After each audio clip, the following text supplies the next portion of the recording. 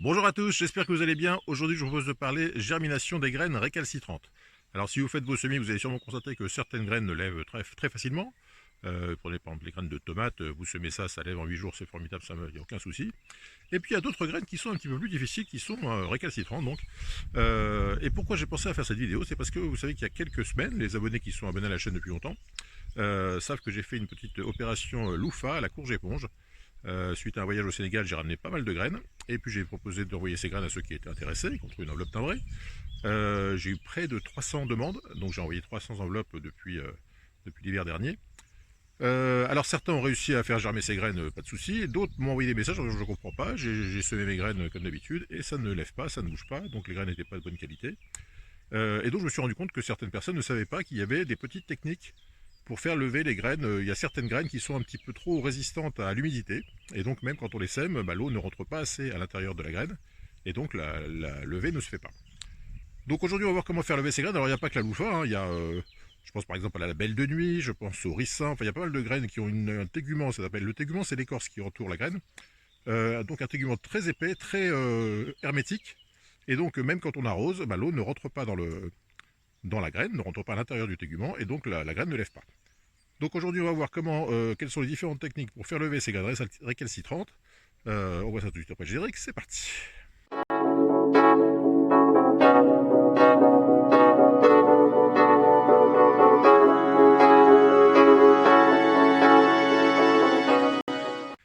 Alors quand on parle de germination des graines, il y a 5 niveaux différents de facilité de germination. Le premier niveau, c'est le niveau principal, c'est la levée toute bête, hein. Vous mettez votre graine dans un substrat humide, un peu de terreau humide, et puis ça germe, c'est la majorité des graines qui fonctionnent comme ça. Seule petite précaution à prendre, c'est de ne pas mettre dans un terreau trop humide, parce que si vous mettez votre graine dans des terreaux trop humides et pas très bien équilibrés, vous allez avoir un effet de pourriture. Et donc même les graines faciles à germer, vous risquez de pourrir dans des terreaux trop humides. Donc attention à bien gérer l'humidité du substrat dans lequel vous mettez vos graines. Donc premier cas, la graine facile qu'on sème, et puis qui germe et tout va bien. Deuxième niveau, c'est la graine qui a besoin d'un peu d'aide. Donc là, on va simplement la tremper dans un verre d'eau. La veille du semis, on met ces graines dans un verre d'eau, on laisse tremper la nuit. Ça les fait gonfler un peu parce que le tégument est un peu pas trop hermétique. Donc il y a un peu d'eau qui rentre dans la graine et ce lendemain on sème et tout va bien. Donc ça c'est le deuxième niveau, c'est un peu d'eau. Troisième niveau, c'est celles qui ont un tégument un peu plus résistant et là qui ont besoin d'un peu d'eau chaude. Donc on peut prendre soit de l'eau chaude du robinet, soit faire bouillir de l'eau et attendre le frémissement. Quand l'eau frémit dans une casserole d'eau, c'est qu'elle est environ 80 degrés. Et 80 degrés, c'est une température supportée par beaucoup de graines. Donc quand vous arrivez de l'eau frémissante, vous mettez l'eau frémissante sur vos graines. Et donc, encore une fois, vous laissez passer la nuit. Et cela va permettre d'ouvrir le tégument pour que l'humidité rentre dedans. Quatrième solution, c'est une solution que je ne recommande pas mais qui fonctionne pour certaines graines. Il faut savoir qu'il y a des graines qui ont besoin de passer par l'estomac d'un animal, d'un prédateur. Dans un estomac de prédateur, il y a souvent des sucs gastriques très acides. Et donc pour remplacer cette macération du tégument dans l'estomac des prédateurs, il y a une technique qui consiste à mettre les graines dans l'acide chlorhydrique. Donc je ne vous le recommande pas parce que c'est très dangereux. Mais il faut savoir qu'il y a des graines comme celle par exemple de l'arbre de Judée, comme celle du robinier, enfin des graines qui sont très, très solides. On les passe 10 minutes dans l'acide chlorhydrique, ça dissout un peu la graine, enfin le tégument, et ensuite on peut les semer, mais encore une fois je ne recommande pas parce que l'acide chlorhydrique ça peut être très dangereux, ou en tout cas à faire avec des gants, des lunettes, etc. Et puis dernière solution, vraiment pour les graines coriaces, c'est ce qu'on va voir tout de suite, c'est la scarification, c'est-à-dire que ça consiste à abîmer la graine, soit avec un coupon, soit avec un papier de verre. Donc on va voir tout de suite comment faire pour scarifier les graines pour ouvrir le tégument. On voit ça tout de suite. Voilà, donc la scarification, on va la voir tout de suite. Je me suis mis comme ça pour que vous puissiez bien voir. Donc ça consiste à prendre une graine. Donc ça c'est une graine de loufa. Je vous montre à quoi ça ressemble. C'est une petite graine noire. J'ai commencé à la tailler, mais je vais vous montrer quand même.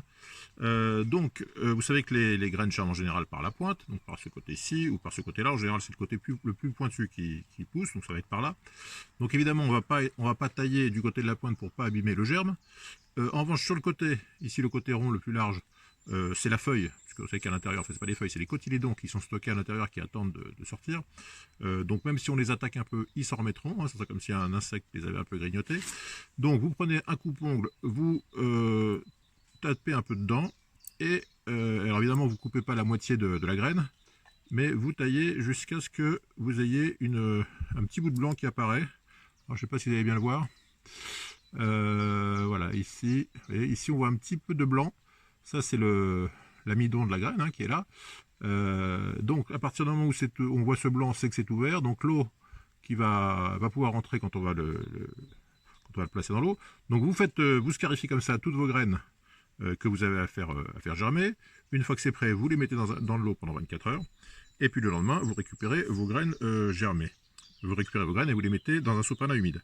Alors, autre solution pour la scarification, parce que si vous avez une graine comme par exemple la graine de canna, qui est une graine bien ronde, vous voyez, la graine de canna, il faut savoir qu'elle est tellement dure que l'armée anglaise, quand elle était dans ses colonies indiennes il y a quelques dizaines d'années, quand ils n'avaient plus de plomb pour tirer sur les rebelles indiens, ils utilisaient les graines de canna. Donc vous voyez que c'est quand même une graine très très dure, et donc il peut arriver que votre canna, vous le mettiez à germer, et puis il ne germe pas.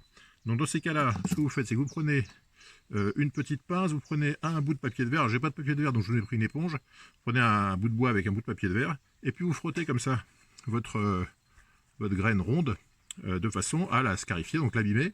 Le but encore une fois c'est d'user les téguments, et puis à force de limer sur votre râpe, sur votre lime, sur ce que vous avez de râpeux, de râpant, je sais pas, qui gratte, vous allez avoir un point blanc qui va apparaître sur votre graine ronde, et à partir du moment où vous voyez le point blanc, c'est que la graine le tégument est ouvert et donc l'eau va rentrer. Donc je récapitule, on abîme le tégument. Une fois qu'on a abîmé ça, je vais reprendre l'image. Une fois qu'on a abîmé ça, on peut tout à fait placer les graines dans l'eau pendant 24 heures. Alors pas trop longtemps parce que si vous mettez vos graines pendant trop longtemps dans l'eau, elles risquent de pourrir. Donc 24 heures, pas plus dans l'eau. Une fois après 24 heures dans l'eau, vos graines devraient avoir gonflé un petit peu. Donc là, vous les sortez et vous les placez dans un sopalin humide dans une boîte hermétique. Alors là, j'ai préparé ici. Vous voyez, ça c'est une boîte d'éclairs au chocolat, pour tout vous dire, j'adore les éclairs au chocolat. Donc, une boîte bien hermétique, vous mettez un sopalin à l'intérieur humide, vous mettez vos graines dedans, vous refermez le sopalin, vous refermez la boîte et vous attendez 24 heures. Au bout de 24 heures, donc c'est ce que j'ai fait avec une graine de louffa, vous voyez, celle que je vous ai envoyée, et vous voyez qu'ici, vous avez un beau germe qui a poussé, alors que la même graine que j'aurais mis dans un pot, simplement comme toutes les autres graines habituelles, si j'avais semé ça comme ça directement, cette graine-là n'aurait pas germé avant 15 jours, 3 semaines, et elle aurait pu pourrir, parce que le problème c'est quand vos graines restent trop longtemps dans du substrat humide sans germer, elles peuvent finir par pourrir. Donc si vous avez fait du semis il y a quelques jours, et puis vous n'avez pas fait ça, je vous invite à retirer au moins une moitié, et puis les ouvrir au coupe-ongle. Et donc, bon, vous n'êtes pas obligé d'attendre que ça soit aussi long que ça, là, ça doit faire 2 jours que c'est dans le sopalin, mais dès que vous voyez que votre graine a germé, vous pouvez la placer dans le pot et puis la mettre à redémarrer ensuite comme toutes les autres graines. Mais disons que cette technique permet déjà de savoir quelles sont les graines viables et pas les autres. Il y a aussi des graines que j'ai mis et qui n'ont pas germé. Bon, ça veut dire qu'elles étaient stériles, elles n'étaient pas bonnes, et donc vous les jetez. Mais donc vous pouvez faire ça pour toutes les graines que vous voulez, qui ont des difficultés à germer, ou alors donc vous êtes sûr qu'elles vont vraiment germer, parce que quand vous les mettez directement en terre, vous ne savez jamais si ça a germé ou pas finalement. Donc là, vous êtes sûr que cette graine-là, si je la mets en terre, je suis sûr qu'elle va pousser.